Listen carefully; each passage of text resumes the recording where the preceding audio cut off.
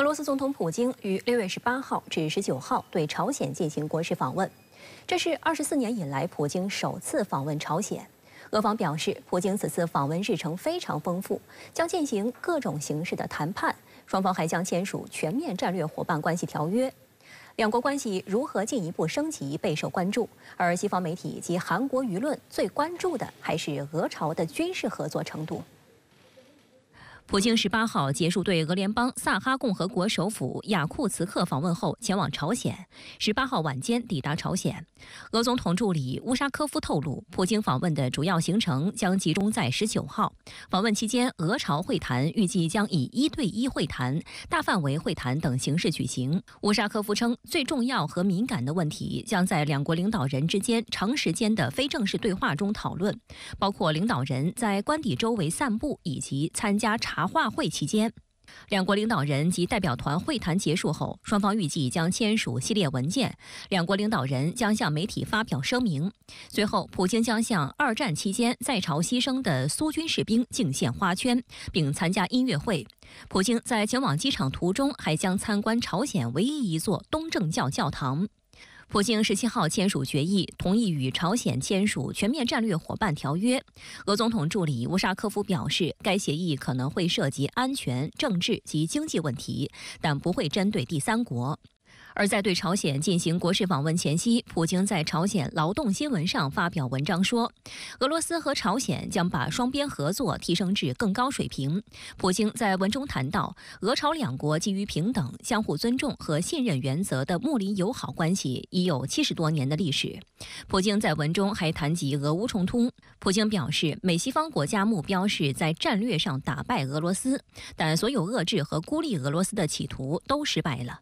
普京在文章最后提到，俄方愿与朝方密切合作，使国际关系更加民主和稳定。为此，两国将发展不受西方控制的替代性的贸易和支付体系，共同反对单边非法限制措施，在欧亚大陆建立一个平等和不可分割的安全架构。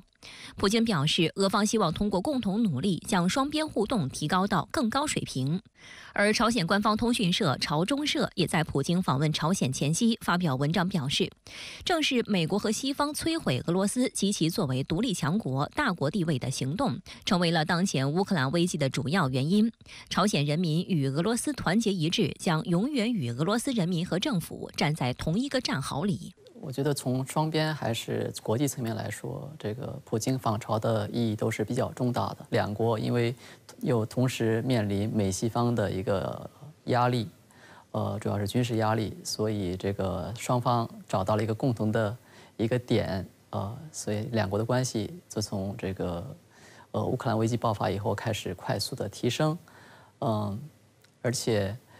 这次这个俄朝关系可能会在法律层面上也有一个新的提升。目前，美韩等国对普京访朝的关注程度极高，西方媒体及韩国媒体尤其关注俄朝的军事合作程度。此次俄罗斯访朝代表团成员在军事领域就包括了国防部长别洛乌索夫、负责军备的俄副防长克里沃鲁奇科以及俄罗斯国家航天集团总裁鲍里索夫等，也让外界对双方军事、航天领域的合作倍加关注。英国广播公司报道称，自从俄乌冲突爆发以来，朝鲜和俄罗斯相互之间的供应链依赖日益加深。韩国媒体则担心，双方可能会讨论超出涉及常规武器的短期订单，并就更紧密的军事合作达成共识，包括联合开发武器系统等。此外，作为太空技术大国，俄罗斯的帮助对于朝鲜成功发射更多卫星至关重要。韩国高丽大学教授南成玉认为，随着以美国为中心的单极体系走弱，国际秩序正在重塑。俄罗斯和朝鲜希望能找到新的合作方式，满足他们各自的国家利益。结束对朝鲜的访问后，普京将于6月19号至20号对越南首都河内进行为期2天的国事访问。这是普京自2017年以来首次对越南进行国事访问。双方预计会宣布贸易、投资、技术和教育等领域的协议。不过，普京对越南的正常访问却引发美国方面不满。美国驻河内大使馆的一名发言人批评普京访越称，任何国家都不应给普京提供平台宣传俄罗斯对乌战事。越南对俄乌两国的态度也触发美方敏感神经。路透社注意到，普京访问前，越南未派代表团出席上周末在瑞士举行的乌克兰和平峰会。与此同时，越南在上周早些时候派出副外长前往俄罗斯参加金砖国家会议。美国对俄罗斯总统访越的这种反应啊，说句实话令人吃惊。往小了说呢，这叫羡慕嫉妒恨；往大了说呢，这是一种战略排他性。美国因为触及到了自己的战略利益，把越南作为自己的私产，说你是我的这个全面战略伙伴关系，那你就不能如何。这个恰恰也反映出美国呢，它很霸道。其实我们知道，虽然俄罗斯当前面临的所有困境都是由于俄乌战事而引起的，但实事求是来讲，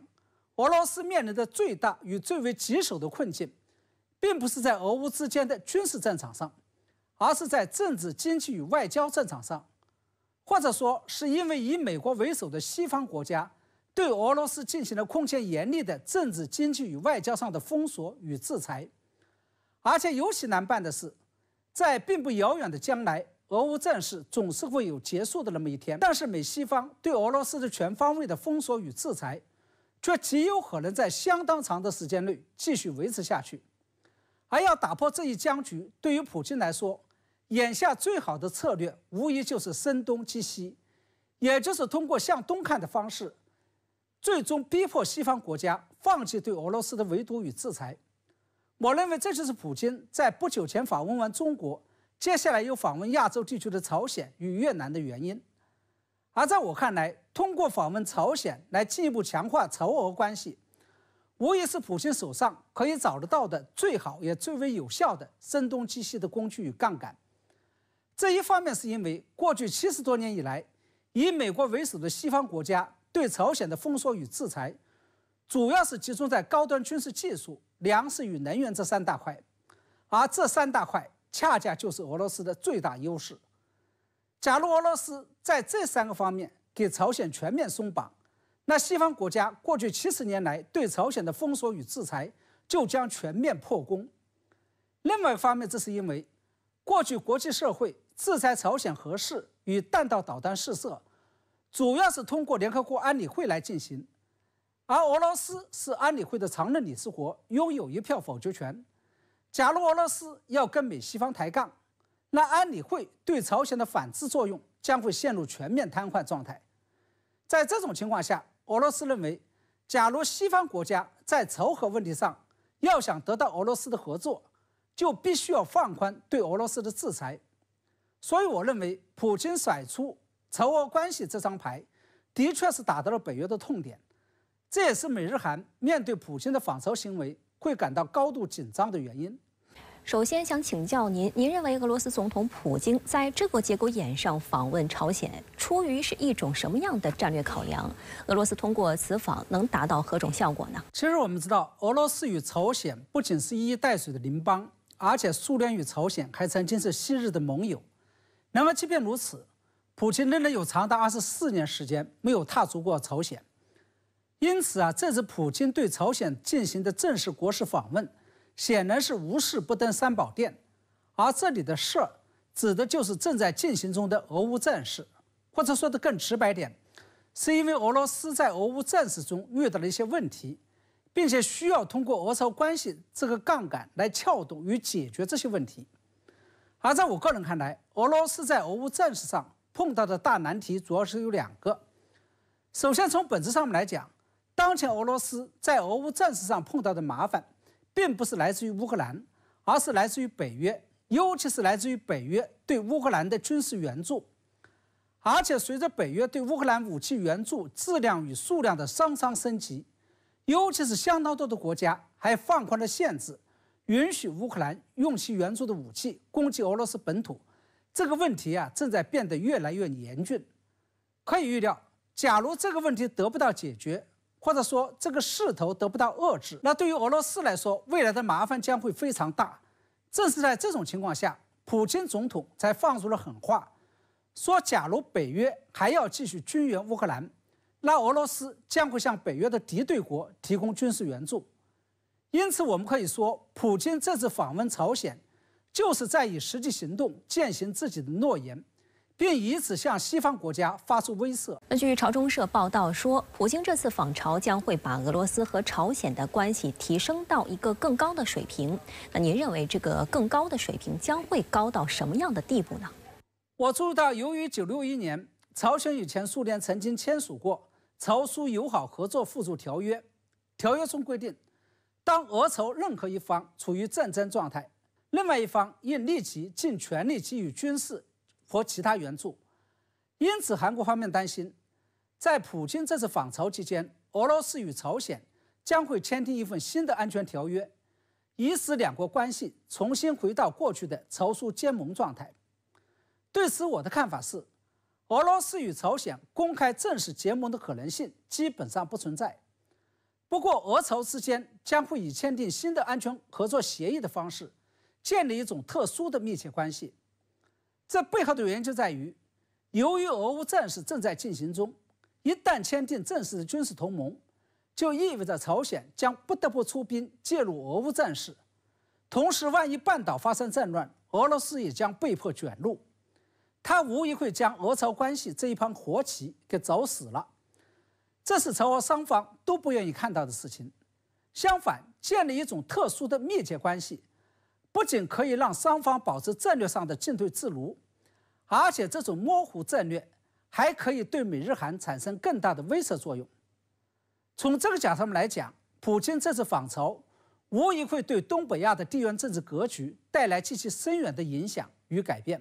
而在我看来，由于俄乌战事的爆发，俄朝之间构建特殊的密切关系，正面临着千载难逢的天赐良机。首先，我们知道，自从上世纪90年代冷战结束、东方阵营解体以来，朝鲜实际上就一直孤独地站在后冷战时代的最前沿，以一己之力面对着以美日韩为首的广义上的西方世界的围堵与打压，并一直希望在区内重新找到一个宽大的肩膀来做靠山。实事求是来讲，要不是俄乌战事的爆发，俄罗斯也遭到了北约的全面封锁与围堵。一心想要向西看的俄罗斯是不可能把俄朝关系摆到如此突出地位的。从这个角度上来讲，朝俄关系的突然走近，实际上是美西方这个外力强力挤压的结果。其次，普京今天在朝鲜劳动新闻发表的文章说，朝鲜不仅过去是，现在仍然是莫斯科坚定的志同道合的伙伴，而且俄罗斯与朝鲜将走向更紧密合作，还可以巩固两国的主权。这实际上是在告诉朝鲜，美西方过去70多年来对朝鲜的围堵与制裁，最终是为了颠覆朝鲜的政治制度与政权。而这一次北约军援乌克兰的最终目的，也是冲着俄罗斯的政权来的。这就让朝俄两国的合作具备了共同的意识形态基础。我想普京应该清楚，这应该是朝鲜最愿意听到的话和最愿意看到的结果。第三，朝俄的这次走近，还是建立在坚定的现实利益基础之上的。这些年来，朝鲜一直有高端军事技术、粮食和能源等方面的巨大需求，而地大物博且号称为世界第2军事强国的俄罗斯，这对朝鲜并没有太多实际需求，处于无欲则刚的状态。然而，俄乌战事的爆发，让俄罗斯在某些方面开始有求于朝鲜，于是朝俄之间就变成了互有需求、互惠互利的关系。这无疑为朝俄之间构建特殊的密切关系增加了一道保险。在中国海警局15号出台《海警机构行政执法程序规定》仅2天后，菲律宾便非法闯入中国南沙群岛仁爱礁临近海域，并危险接近、蓄意碰撞中方正常航行的船只，试探闹事之意甚浓。对此，中国海警首次对菲船只实施登临检查。当晚，菲方也承认行动失败，而菲律宾媒体披露的诸多细节，让我们看到了中方是如何合理、合法、专业、规范的执法，以及菲律宾挑衅行动的幕后秘辛。当地时间17号傍晚，菲律宾在一份官方声明中承认，因为中国海警船只的所谓干扰，菲律宾方面未能对其在仁爱礁非法坐滩的57号军舰进行补给。当天，中国海警连续3次就菲律宾船只清爽仁爱礁一事发布消息，全面说明事情原委。最早一条快讯在凌晨4时27分披露中国海警依法对非船只采取管制措施。第二条则是早上6时54分，消息显示5时59分，非运补船无视中方多次严正警告，违反国际海上避碰规则，以不专业方式故意危险接近中方正常航行船只，导致发生擦碰，责任完全在菲方。当天下午17点41分，海警局新闻发言人甘宇在谈话中披露更多信息，强调中国海警对非船艇依法采取警告拦阻、登临检查、强制驱离等管制措施，处置合理合法、专业规范。根据公开报道，这是中国海警首次对非船只实施登临检查。深圳卫视查阅资料发现，登临检查是海警机构实施海上行政执法时的执法手段之一，作为海警机构执行海上安全保卫任务时的一项重要手段，对于维持海上秩序及维护海洋权益有着十分重要的意义。登临检查也体现了海警在某海域的执法权。相较于中方的及时通报、事后说明，菲律宾政府却在事后一反常态地保持沉默。非国防部也没有提供碰撞发生的细节。而隔天，菲律宾媒体 GMA 新闻以及巴拉望新闻则披露了诸多现场细节。从中我们可以看到中方是如何专业规范的执法，也可以了解菲律宾此次行动的幕后，以及非官方事后缄口不言的原因所在。GMA 新闻报道援引消息人士的话说，与此前的行动不同，这是菲律宾武装部队的一次行动。菲律宾海岸警卫队提供了秘密支持。此前，菲律宾海岸警卫队发言人塔里拉也声明过补给任务的军事性，这意味着行动计划是菲军西部军区司令部策划实施的，属于纯粹的军事行动。非海警只负责在远处打下手，也就是菲方所说的秘密支持。尽管菲方对此次行动方案做了充分谋划，但仍以失败告终。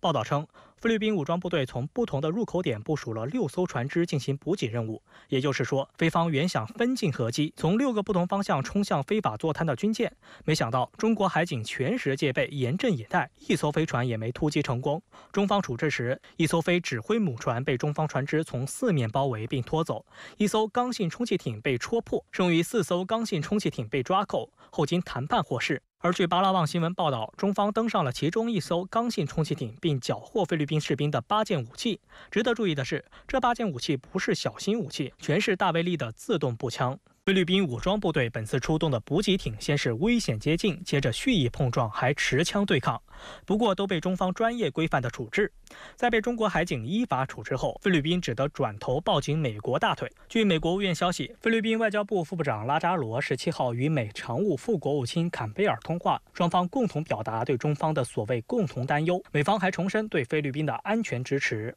那么菲方这次的行动，我想延续了今年以来的一些新的特点，比如说行动的模式表现出多艘船只协同配合，那么并且也表现出企图故意制造摩擦冲突的一种危险性。那么此外呢，还有一些政治上的造势和舆论上的宣传来进行配合，目的是想要扩大影响。那么菲律宾方面承认补给失败，并且谴责中国海警，恰恰表明中国海警对于菲方挑衅行动的管制措施是有效的，有力地维护了中国的领土主权。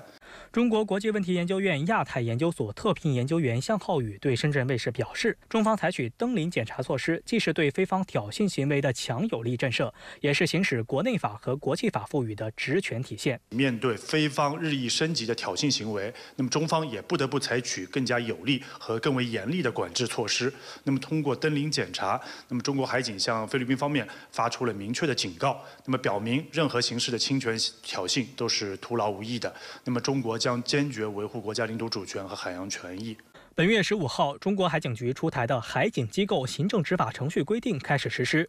该规定涵盖海上行政执法的各个领域和环节，是海警机构开展行政执法工作的基本规范，有助于更好地维护海上秩序。施行此类规定是国际通行的惯例，并不特定针对某一国家。但自程序规定颁布以来，菲律宾方面主动对号入座，马尼拉组织一些活动人士上街游行抗议，炒作所谓中国海警船可以在菲律宾专属经济区内抓人，挑动非国内涉华极端情绪。菲律宾武装部队总参谋长布劳纳还煞有介事地向非渔民喊话，让他们不要害怕。有菲律宾智库分析，马尼拉之所以反应这么大，是因为程序规定使菲律宾向仁爱礁运送后勤物资的任务变得更加复杂。这也证明菲方所谓维护渔民利益是假，妄图在南海谋取非法利益是真。值得警惕的是，就在菲律宾亲闯仁爱礁当天，美国、加拿大、日本和菲律宾在菲律宾所谓专属经济区内进行为期2天的联合海上演习。日本共同社报道援引日本海上自卫队消息称，美军派出约翰逊号驱逐舰与巡逻机，加拿大和菲律宾军方分别派护卫舰与巡逻舰，日本则出动雾羽号护卫舰。演习围绕通讯和战术层面进行了训练。美国太平洋舰队官网也发布消息指，此次演习的一系列海上活动测试和验证了各国武装部队的理论、战术、技术和程序的协作性。美方还特别点出，演习目的是再次确认保护航行和飞行自由，重申4国对加强地区安全与稳定的承诺。中国外交部早前表示，任何军演都不应针对第三方或损害第三方的利益，不应损害地区国家间互信，破坏地区和平稳定。6月17号，中国商务部发布公告，宣布即日起对原产于欧盟的进口相关猪肉及猪副产品进行反倾销立案调查。有专家表示，中国对欧盟的猪肉反倾销调查可能使欧洲猪肉市场价格、利润双下滑。欧盟内多个猪肉出口大国纷纷表态，希望有谈判的空间，不希望打贸易战。商务部贸易救济调查局负责人表示，此次调查是应国内产业申请发起的。调查机关收到申请后，根据中国有关法律法规，并遵循世贸组织规则，对申请书进行了审查，认为申请符合反倾销调查立案条件，决定发起调查。根据公告，6月6号，商务部收到中国畜牧业协会代表国内猪肉及猪副产品产业正式提交的反倾销调查申请。申请书指出，欧盟是中国猪肉及猪副产品的第1大进口来源，2020年至2023年占中国总进口量的年均比例达54%。2023年，欧盟对华倾销幅度高达60%以上，使得相关猪肉产品能够以极低的不公平倾销价格在中国市场上进行竞争。另外，欧盟猪肉存在大量的过剩产能，年均高达426万吨。中国是欧盟最大猪肉出口国，自然成为其转移过剩产能的最佳目的地。中国畜牧业协会还指出，欧盟在农业领域存在大量补贴的情况，欧盟生猪及猪肉行业也会获得巨额支持和补贴。针对中国对欧盟猪肉的反倾销调查，有分析人士认为，如果这些猪肉产品没法出口到中国来，或欧盟只能内销，但由于其饮食习惯可能出现销售困难，对欧盟猪价造成一定冲击，进一步影响到欧洲的养殖端。德国法兰克福汇报在报道中则称，与欧洲不同，猪脚、猪耳朵和猪内脏等部位在中国很受欢迎，怀疑欧盟出口到中国的猪杂今后能否找到替代市场。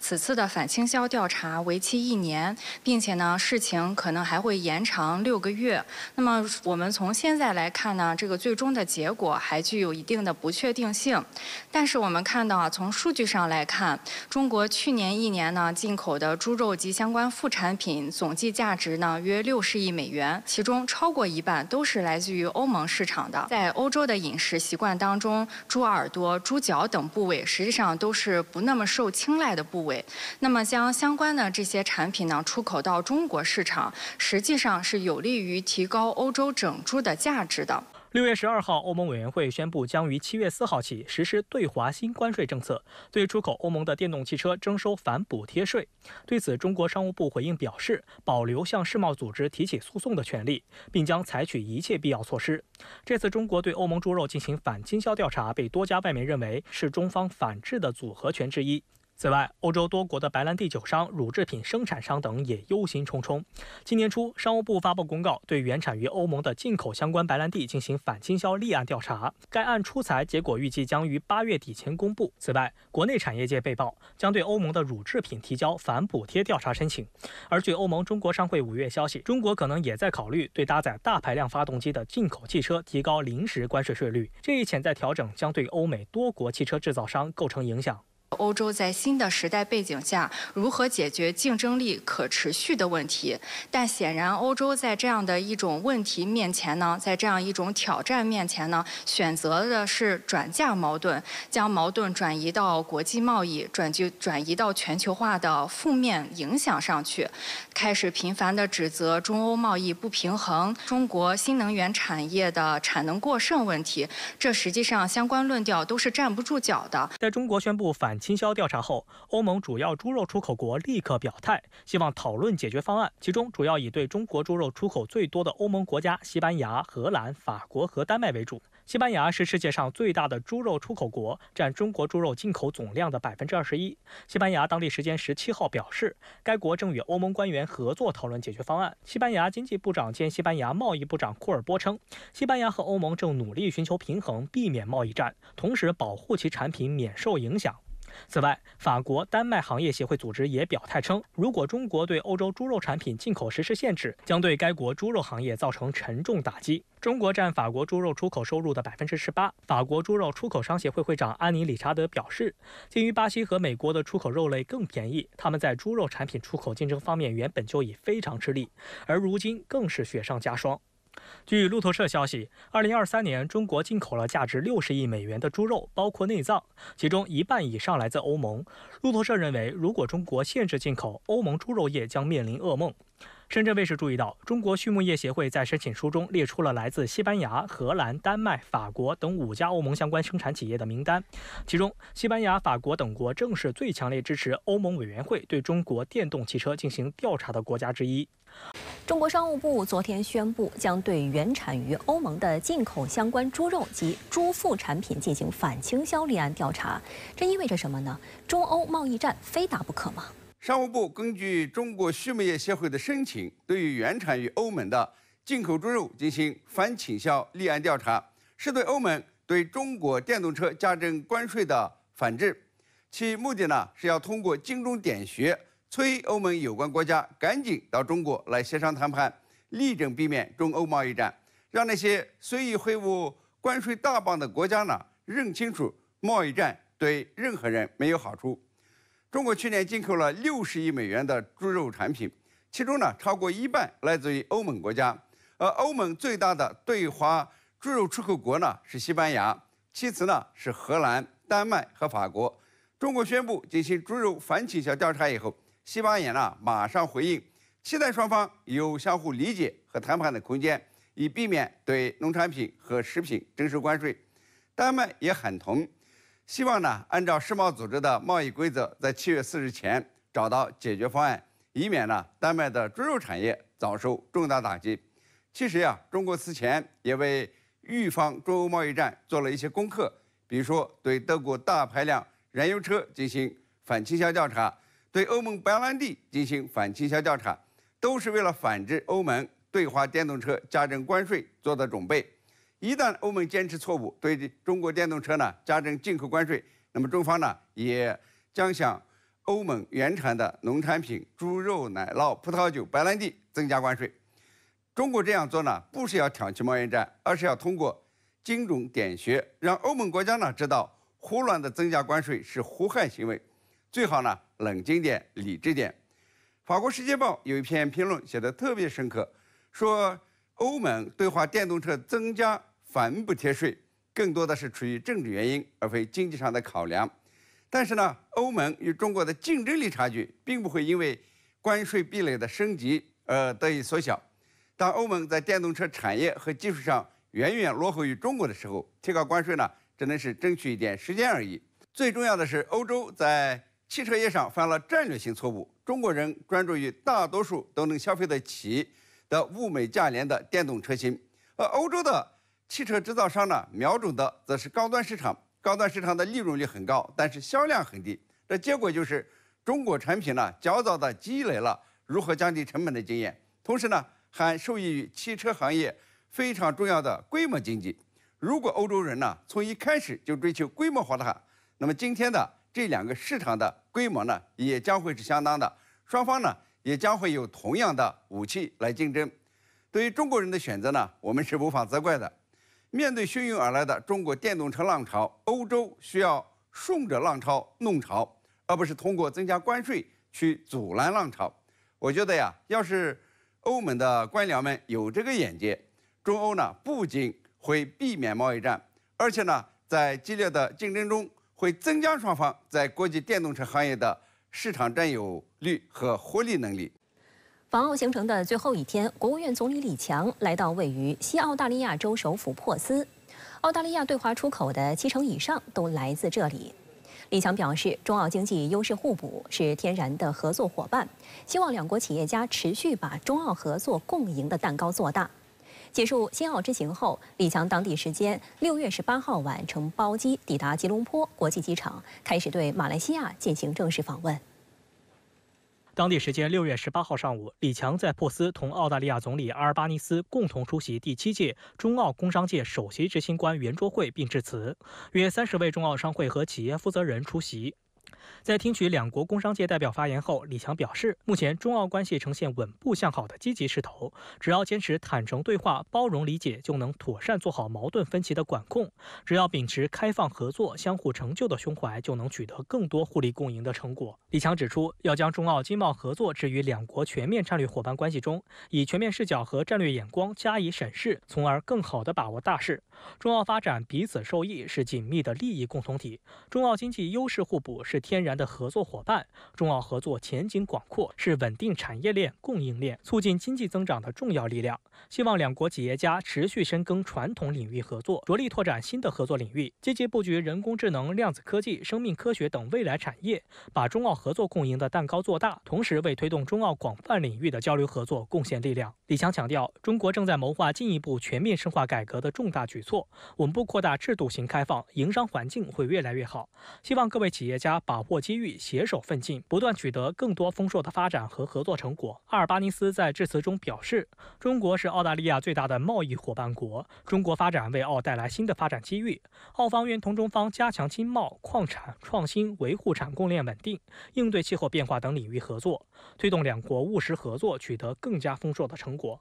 未来我们和澳大利亚的科技领域的合作，包括我们将来要讲的人工智能、大数据，我们未来的发展战略和澳大利亚目前的某些潜力是有好多合作的契合点。所以李强总理这次访问呢，从表面上看是解决了一些紧急的一些中澳关系的经济和贸易的问题，但是呢，未来可以挖掘的中澳两国合作的这个领域是非常宽的。你好，你好。据澳大利亚媒体报道，18号上午，李强还参观了中资企业天齐锂业的研发设施。该公司51%的股份由深圳和香港上市的天齐锂业所有，剩下的股份由澳大利亚矿业公司持股。锂是电动汽车电池所需的关键原材料。据法新社报道，澳洲开采全球52%的锂，其中98%的锂以矿石形式出口到中国进行精炼，并用于电池，特别是电动车产业。金融时报指出，澳大利亚向中国出口铁矿石和锂，保持了澳大利亚经济的弹性。Whatever the issue, it is always better if we deal direct with each other. There are 1 in 4 Australian jobs that are trade dependent. We'd like to see more opportunities for trade because that supports, it cements and secures jobs for Australians here at home. 18号下午，李强在澳大利亚的最后一项活动是参观澳大利亚矿业巨头福特斯克金属集团在珀斯的清洁能源研发设施。这家位于珀斯的工厂正在测试用于火车、轮船、卡车和重型采矿设备的氢、氨和电池动力技术。福特斯克金属集团董事长安德鲁·弗雷斯特在接待李强时积极向其推销，称希望每年向中国出口1亿吨的绿色矿石。在中欧贸易战磨刀霍霍时，中澳关系却在回归正轨，两国贸易也正常化了。那想请教一下陈先生，您怎么看中澳关系新进展呢？主持人好，中澳关系回归正轨与澳大利亚政府走出地缘政治障碍，正是两国正常关系有关。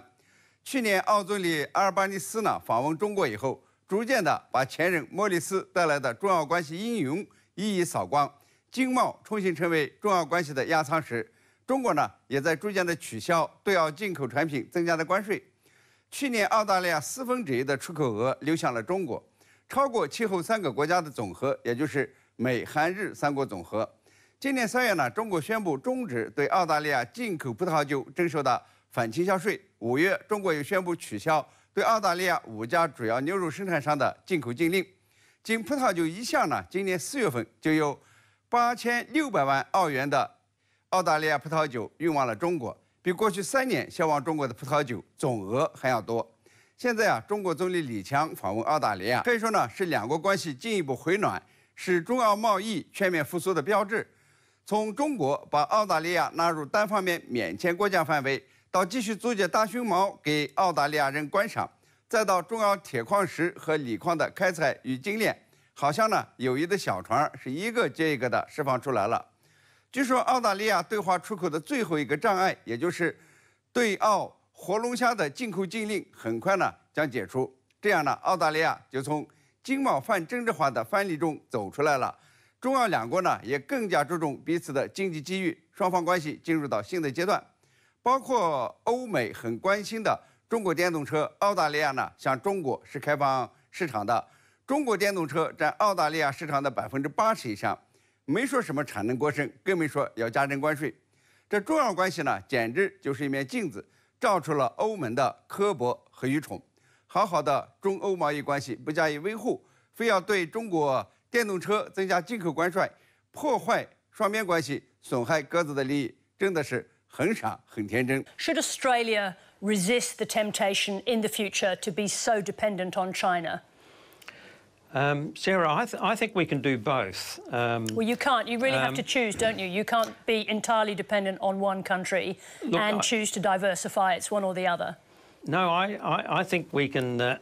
walk and chew gum at the same time, to be honest with you. We can increase the volume of our sales to China, and remember this, both the terms of trade and the volume are at record levels. But we can also diversify, and of course, that's exactly what the Albanese government has been doing. 目前，中国对澳大利亚铁矿石还有澳大利亚的矿藏的需求量依然很大，双方之间的相互依赖是历史形成的，是不可能很快改变的。那么，阿尔巴尼斯总理这样说呢，首先要强调一点，就是澳大利亚愿意继续向中国出口铁矿石和它的矿产品，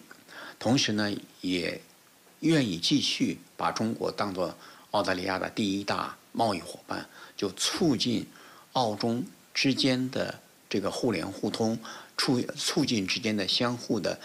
深度的这个经济往来、贸易往来，这是澳大利亚县政府的目标。外交部发言人林健在18号的记者会上也指出，中澳关系的本质特征是互利共赢，中澳发展对彼此是机遇而不是挑战。中方愿同澳方坚持全面战略伙伴关系的定位，用好中澳战略经济对话等机制，不断扩大贸易规模，积极拓展新能源汽车、可再生能源发电等领域合作，加强地方文旅等交流合作。希望澳方为中国企业提供公平、公正、非歧视的营商环境，为双方人员往来提供更多便利。结束新澳之行后，李强还将对马来西亚进行正式访问。据外交部介绍，访马期间，李强将同马来西亚最高元首易卜拉欣、总理安瓦尔等会见会谈，并同安瓦尔总理共同出席中马建交50周年庆祝活动。马来西亚投资、贸易及工业部长扎夫鲁指出，李强访问期间预计会签署马中经贸合作5年规划。扎夫鲁表示，两国已同意进一步深化高水平制造业和数码经济等优先领域的产业联系，计划将深化在机械人、企业发展、创新与初创企业以及农业和原产业研究领域的合作。双方也预计会签署2份政府间的谅解备忘录，加强数码经济和促进绿色发展投资合作。马来西亚作为东盟成员国中第一个与新中国建交的国家，也是共建“一带一路”的重要参与国。马来西亚外交部表示，李强将会出席马来西亚东海岸铁路项目的奠基仪式。马来西亚东海岸铁路项目全长665公里，东起哥打巴鲁，西至巴生港，横穿马来半岛，连接太平洋和印度洋，纵贯马来西亚南北，被视为连通马来西亚东西海岸的陆上桥梁，是中马两国共建“一带一路”的旗舰项目，是中马两国之间最大的经贸合作项目，也是迄今为止中国企业海外在建的最大单体交通基础设施项目。